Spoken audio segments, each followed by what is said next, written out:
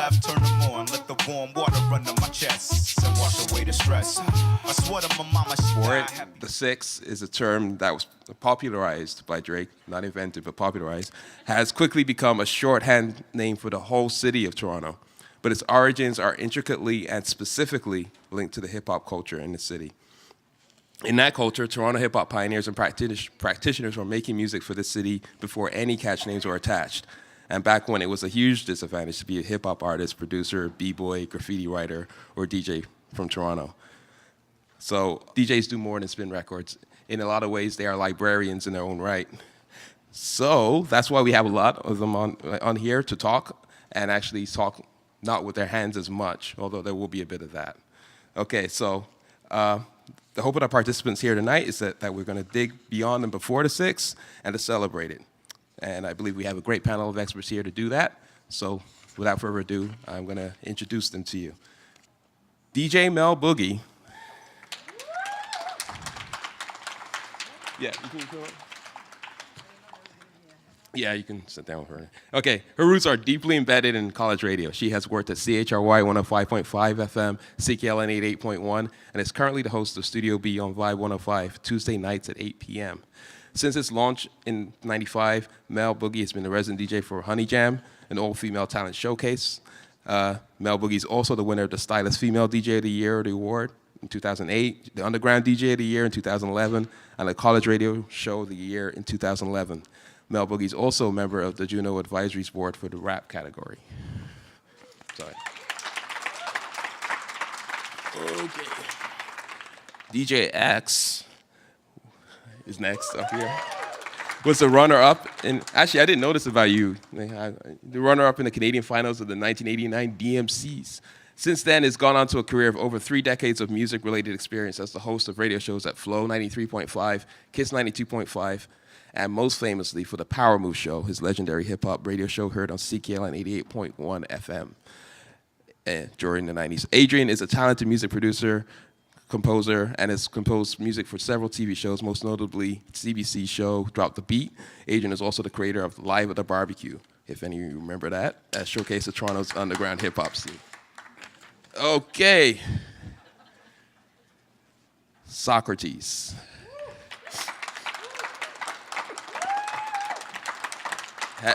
Has been awarded multiple Juno nominations for Best Rap Recording, and through his career has collaborated with the likes of Drake, Nelly Furtado, Nas, Common, Redman, and Exhibit, to name a few. A fixture in the top tiers of the Canadian hip-hop scene, he is present as a rapper, singer, or producer on almost every Canadian major label hip-hop release over the past 20 years, providing the likes of Chaos, Soul members Julie Black, Rascals, Cardinal Official, and Chaclair with his unique style of production that has become synonymous with Toronto's hip-hop sound.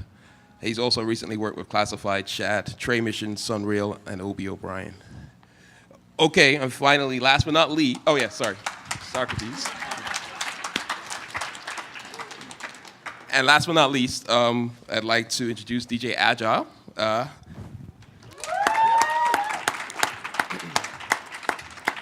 Agile is a DJ, producer, and songwriter. His styles are as diverse as the city he represents.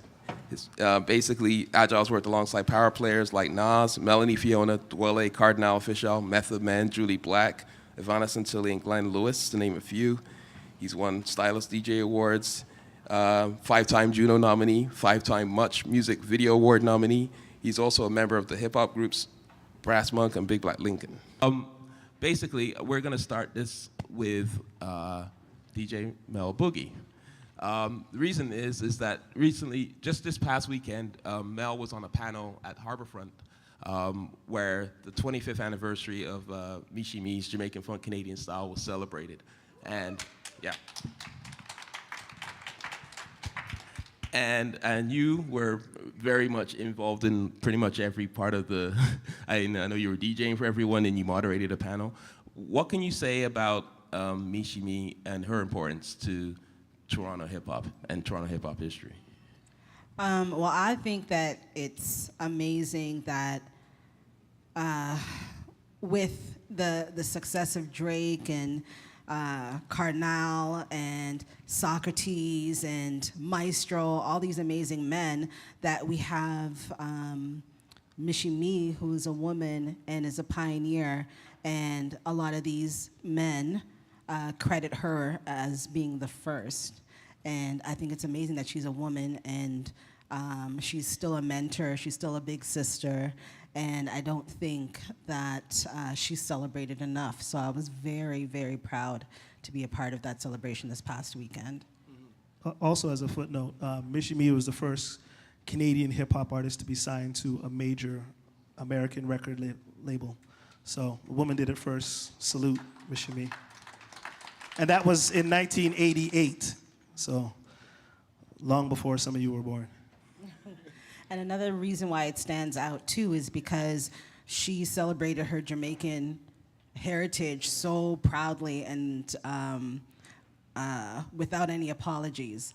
And I think at the time too, it's great that we saw that marriage of hip hop and dance hall, and just that pride in her culture. I mean, I'm Guyanese 100%, but for a few moments when I saw the Jamaican funk video and her big earrings, I kind of wanted to be Jamaican for a second, but you know what I'm saying? But that's something that's amazing that in Canada at a time where rock and roll reigned supreme, that she was able to do that. Yeah. Okay. I don't know if we had any Michie to run over there, but as I asked the next question, I did want to say you can't be a DJ in this city without Michie Mee in the decks. One of the things that the 25th anniversary is what you're celebrating, but before that, she came up in battles at certain places like the concert hall, which is literally like 2 blocks away from here, just down the street. And doing events there. I mean, and you said to me before that there was stuff around that era that things that you were actually interested in as well. Like, can you talk about like you did mention Rumble and Strong as being important to you. Can you talk about that? Yeah, I can't even remember the name of the song, but they had a song that I heard on Fantastic Voyage. So shouts out to Ron Nelson. And that was I think it was called Safe at Home. Didn't they shoot that in Brixton? What was it called? Booyaka, booyaka, da de rumble, no da. No, no, Booyaka, no, booyaka. no, Yeah, I think it was called Safe at Home. Okay. And it was shot in Brixton in England. I just ran into him a few days ago. It's funny, on my neck of the woods all the way out, almost in Pickering. And we were talking about that. It was called Safe at Home. Safe at Home, so I Yeah. got to remember that. Agile, if you have that one, I need a rub of that too. Yes. I'll double check. Yeah. Apparently, Agile has everything. That's one No, thing no, you no. learned in the planning. Boogeyman has everything. Oh, I don't okay. have everything. But All right. Boogeyman has every Canadian song ever. All right, That's his claim to fame. So part of what we're doing in this library is kind of like, I guess it helps to kind of put it in the canon by playing and kind of highlighting these songs. So if you have a Michie song to play, that would be great. Thank you.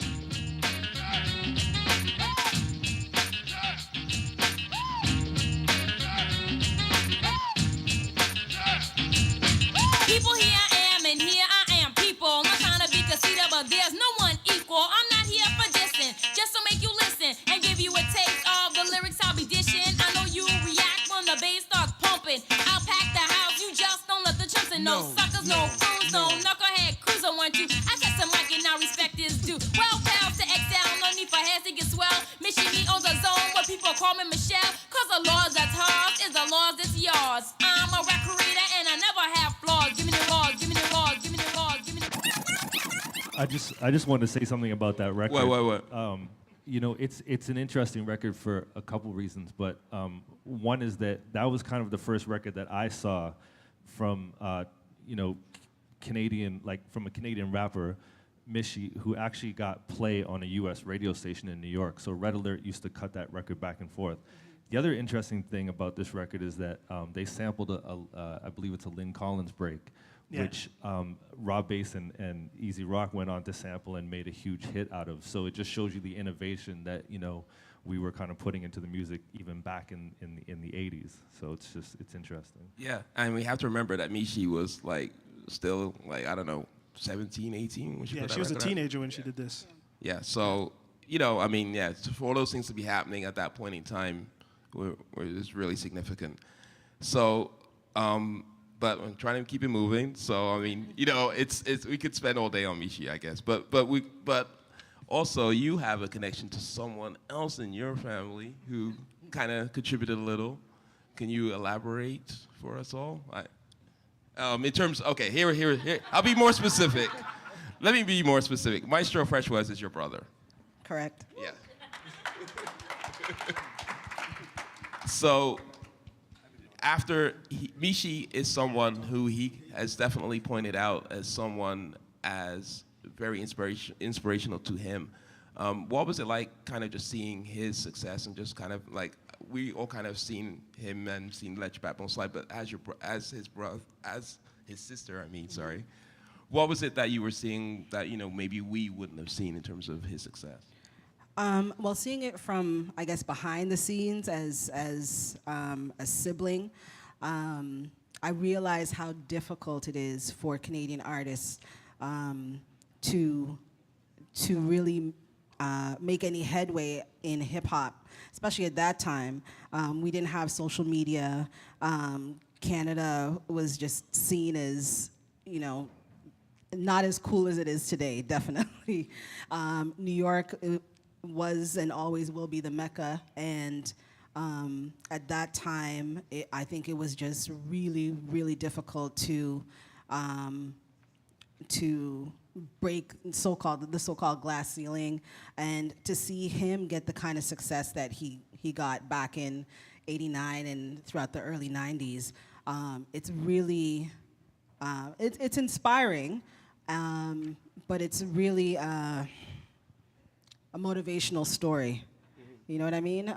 Because at the time it was purely rock and roll. Radio was not playing hip hop, was not playing rap music at all outside of college radio. Back then, the artists really depended on DJs like X, DJs like Ron Nelson, to really support them and get the word out about their music. And just to see the whole evolution of the culture, especially in Toronto, and the level of pride that we have in our artists now, that it just wasn't the same back then. So, Just to add to that, I was at the radio station the day when he walked in with the cassette tape of "Let Your Backbone Slide," and Ron Nelson premiered that record, and it went on to be a massive hit. So it was a very special time, and you could feel the reaction from the radio, from the phones, and just the reaction of the people that were hanging out in the station, that something special was happening. Also, it's the first hip hop record to go platinum in Canada. Yeah. There are a lot of firsts associated with that record because also, I think I remember the fact is that the single came out, it was nominated for a Juno, but because there was no rap category, it was like in the dance section. Yeah. So it's actually the record that made the hip hop category in the Junos. That's the record that made that happen. Yeah, so they had the next year they had to have a rap category, and they didn't have one before that. So yeah. So can we run conducting things when you do something like that?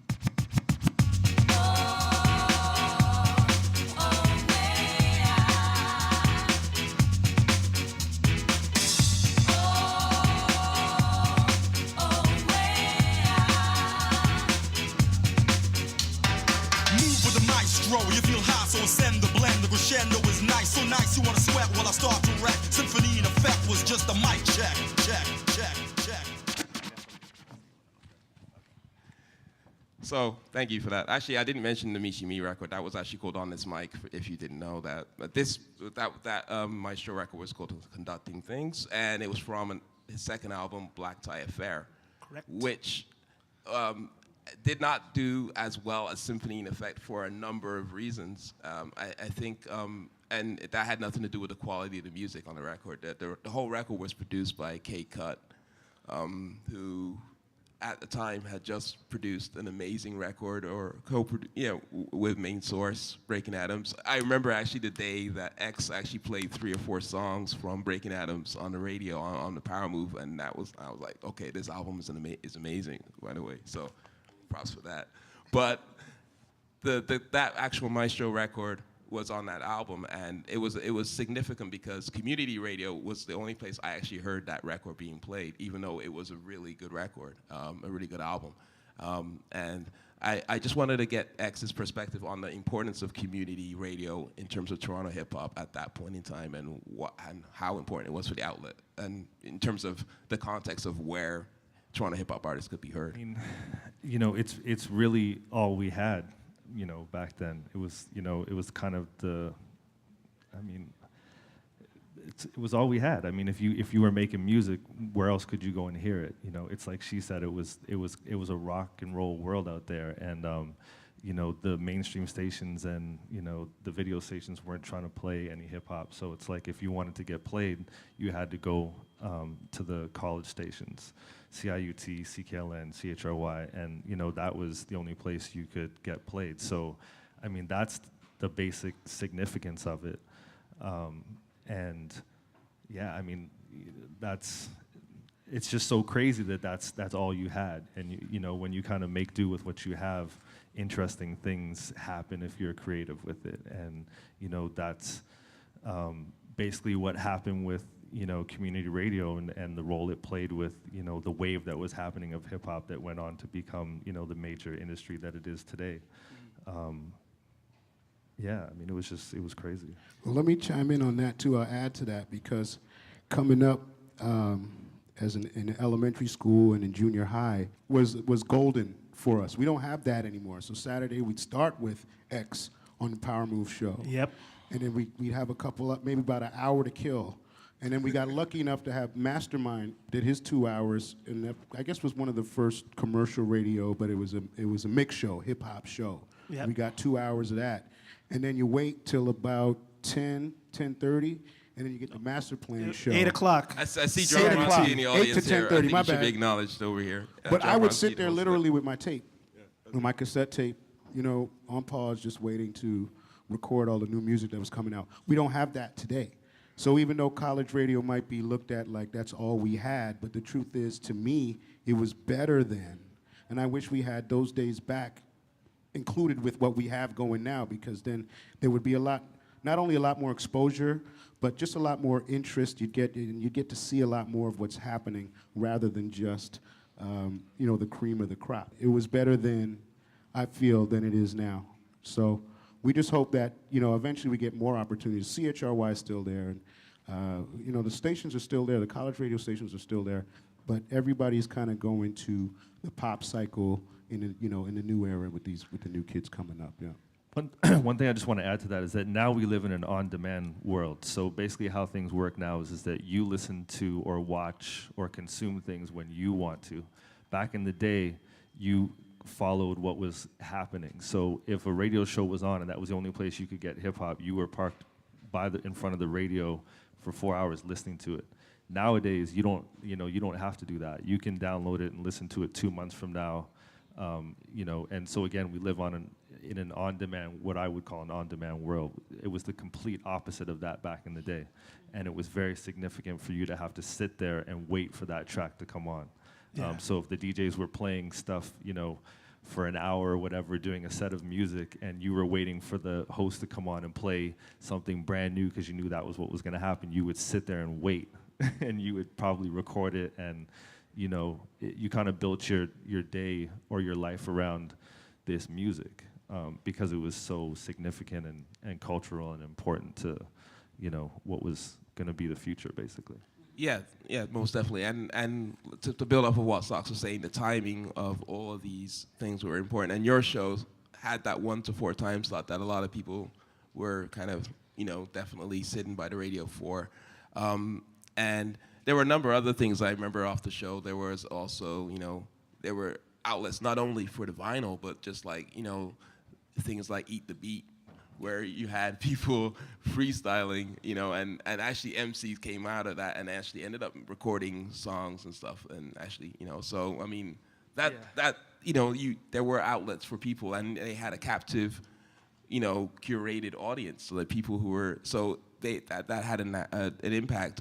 And I do want to go back to Ron Nelson a little bit, because you did inherit the show from him, and Maestro was actually on that show also when he was like around, 12 or 13 years old or something like that, right? Can you talk about kind of the importance of Ron in terms of, and then what he did with your show? I mean, Ron started the whole The radio, whole thing. the whole community radio Yeah. game. He's the first one that started to play hip hop.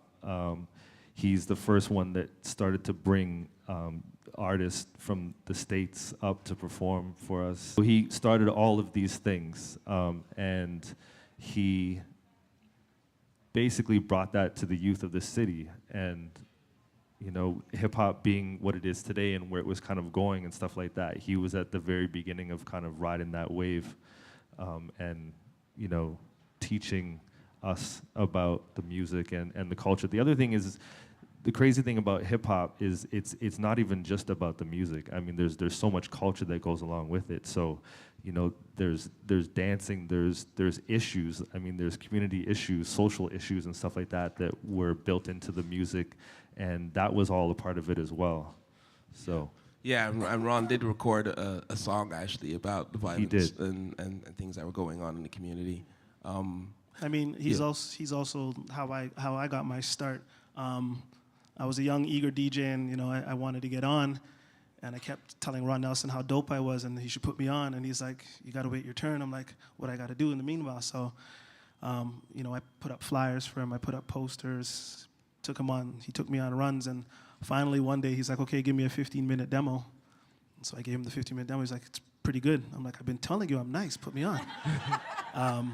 So finally, he puts me and my boys on from high school. I had a crew called JLJ, and I'll never forget, he gave us our first gig and paid us $50. And I thought at the time, I was like, yeah, we in now, we ballin'. But I mean, he's also the place I first heard Eric B. and Rakim. I specifically remember when he played that record, he talked about seeing them earlier, a few weeks before at CMJ, and he was like, I remember him saying he didn't think their live show was that good, but he's like, I'll play a couple records from from their album. We'll see how it is. And I had my cassette player that I stole from my mom, who's here and is now learning about this, and put it up against the speaker, and I recorded Eric B. as President, I Ain't No Joke, and Paid in Full. Those were the three he played, and I was totally blown away, and those were milestone records for me. But you know, courtesy of Ron Nelson, he was the first. One more thing. He deserves that applause. One more thing I want to add into this, though, is the whole economics of it. So, you know, I think some people have been kind of grumpy that they haven't been successful and made money from the music here.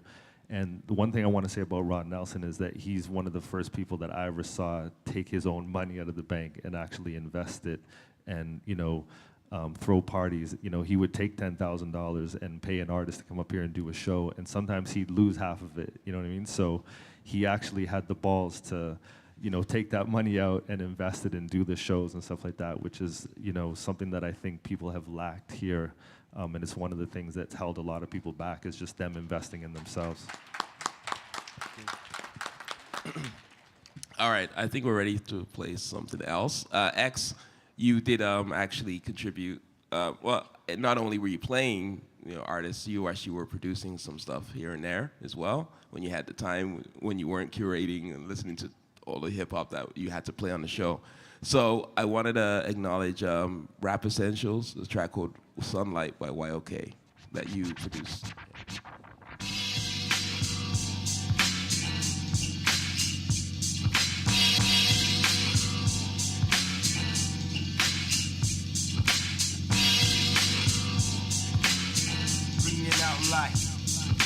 If I feel down, everything's alright. I separate what I hate from the shit that I like. If something's blocking the way and screening my sight, shit I do with my crew bring out the sunlight. If I feel down, everything's alright. I separate what I hate from the shit that I like. If something's blocking the way and screening my sight, shit I do with my crew bring out the sunlight. Sunlight, sunlight, sunlight.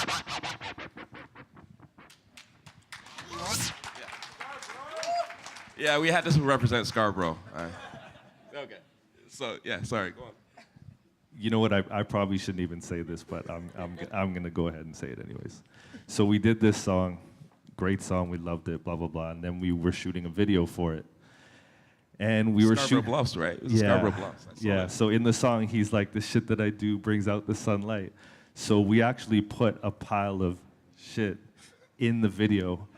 Cut it real quick, so it's actually in the video. Like if you were to go frame by frame, you could find it, It exists, and it got played on Much Music, but nobody really knows this.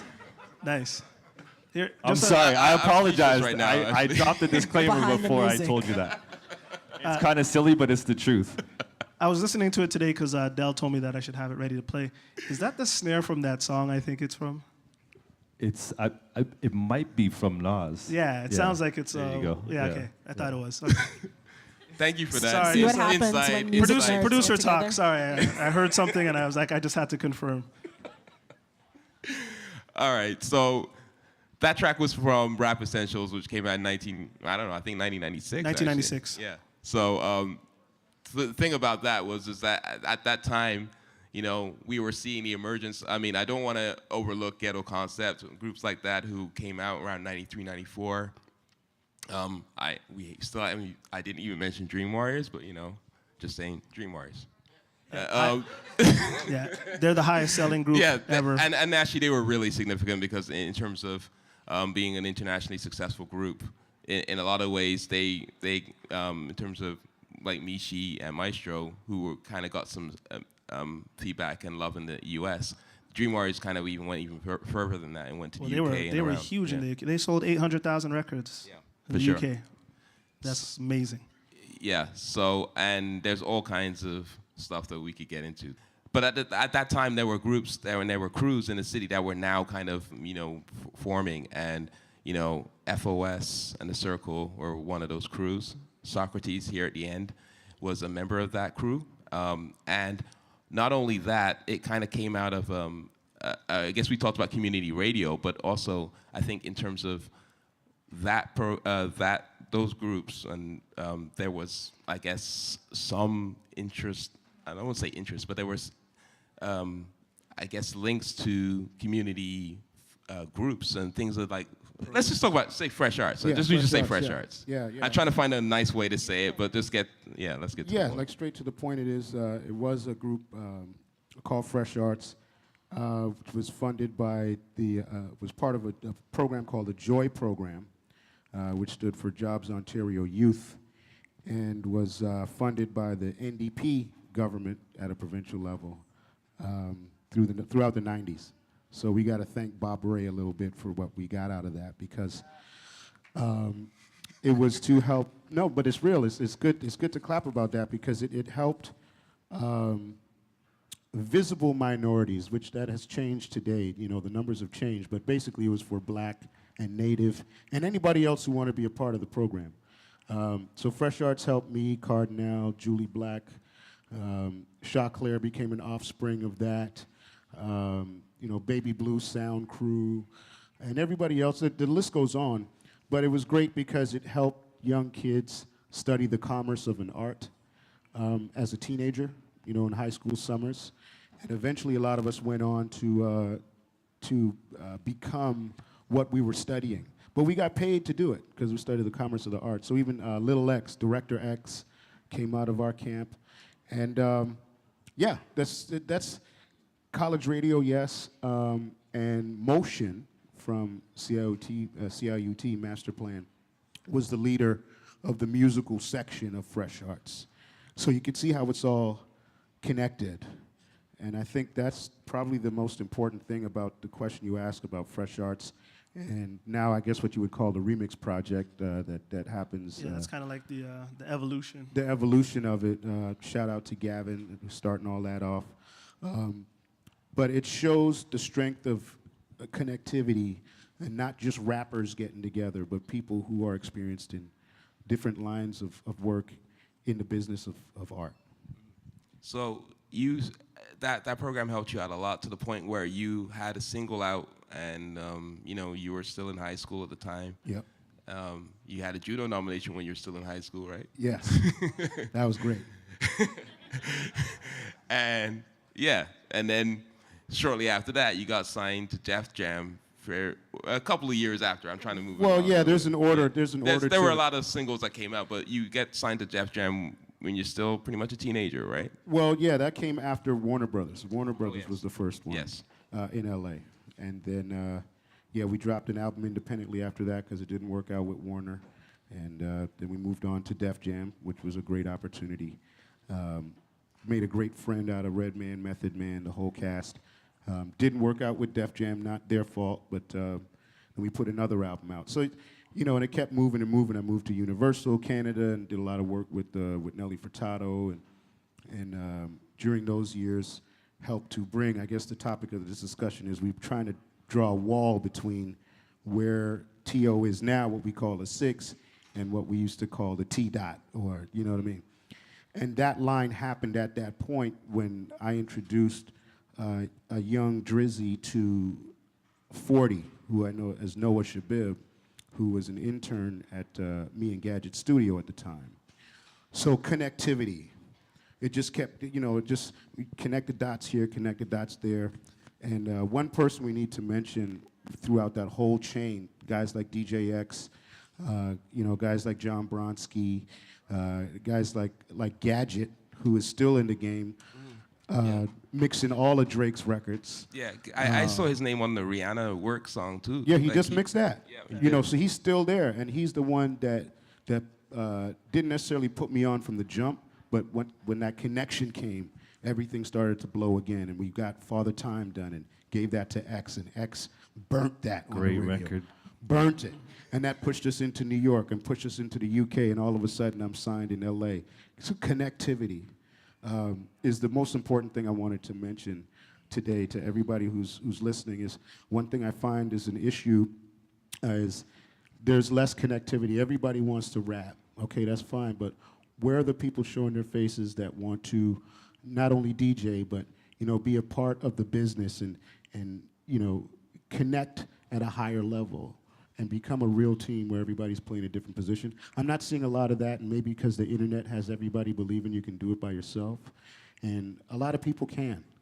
But most of the time, I find that something that's missing is that I haven't seen the same level of connectivity. And proof of connectivity being prosperous is seeing one of the top artists in the world in all music today being a part of what we started. What do you have?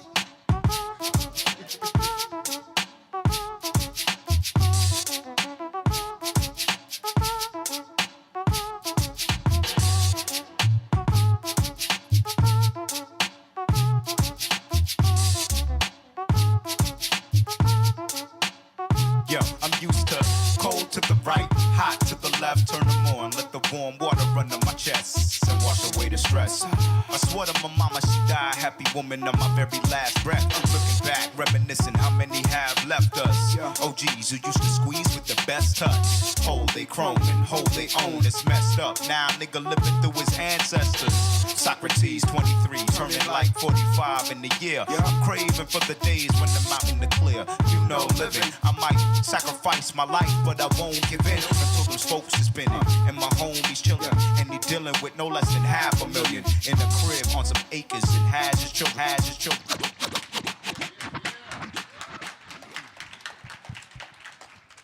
So I was Coming Up by Socrates. Yeah, so I guess basically at this point now, I guess you did. I guess we're going to move on to Agile. He's been working very hard. He's been working very hard here tonight. I think we'll give him some time. Him being a part of the connectivity too. Absolutely. Because him being a DJ and me being an MC and also singing, and all the 3 other members of Big Black Lincoln being tracks from IRS, Road Dollar from The Circle, and Shikari Knight, who stands alone. Stands G-Lock. alone. Nobody's like Shikari. That group did a whole lot. And Agile, we couldn't have done it without Agile. And we find that a lot of the feedback ends up being probably the best funk, street, R&B record that has been made in Canadian history. And we got nominated for that. And we went to got Edmonton nominated. for the Yeah. Junos and the whole thing. So, take it off. Again, that's the connectivity. Like, everybody's kind of got a line drawn towards each other, A to B. Yeah, no, most And definitely. I do gotta say too, my connectivity to Agile is we went to high school together, and when I first started wanting to DJ Agile, I used to go to his house, and he used to let me go through his records and you know, start learning on his turntables. And it was all family, it was all love, it was no conditions. Just Mel, come over and do what you want to do. And so I gotta say peace to him and thank you for that You're support. welcome. Well, I also owe her family a great debt. Funny story is, once upon a time, I thought I was going to be a rapper, and I entered my high school talent show, and the celebrity guest judge was Maestro Fresh Wes. You laugh now, but I actually won that rap contest, and I won $100 and met Maestro. And at that point, I was 15, and I was very excited to meet him. And it was, and I had no idea I was going to school with Melon. I had no idea that was her brother. She didn't tell me that till later, as she kept that on the low. Yeah, the connectivity that Socks was just talking about is very important because, I remember, and Socks knows where I'm going here with this because he reminded me of this last year. But basically, when I came to the studio to interview you guys about that Big Black Lincoln record, and I came down to the studio and I was like, okay, I had to get buzzed in, and a certain man comes down to open a door for me, and it was Drake. It was actually funny that Drake was, you guys were like, yo, go down and answer the door. Well, funny story is, We're doing so, like Sock said, we have this group called Big Black Lincoln, and we're working in a Gadget studio, and we're working on our show. And we had a big showcase at Tonic, and at the time, Sony was after us, Warner. We had a lot of people coming with a lot of checks to try to get us to be on their team. And Drake at the time was not old enough to get into the club, so we had to sneak him into Tonic through the back. 17-year-old Drake was a 19, and I mean, like these guys have pointed out, that's the lineage, that's the connectivity we're trying to show, that's the community. I mean, if it wasn't for us seeing his talent and help fostering it, I'm not saying that we made him, because obviously we did not, but we saw something and we fed it, and that's what community does. When you see somebody that needs a hand, you see somebody that needs help, you see a talent that just probably needs just a little push. That's how community comes together, and that's what hip hop's done. Okay, Agile. So I also want to acknowledge it, the fact that you're a producer and all these other things, but you're also teaching right now as well. As Socks mentioned with the Remix Project, you're a part of that right now, and you're seeing today's producers kind of working. Absolutely. What do you see about them that makes them, or is specific about Toronto, about the people you're working with? Well, it's amazing. I mean, we have room for about 45 students. I run the recording arts program. We take 15.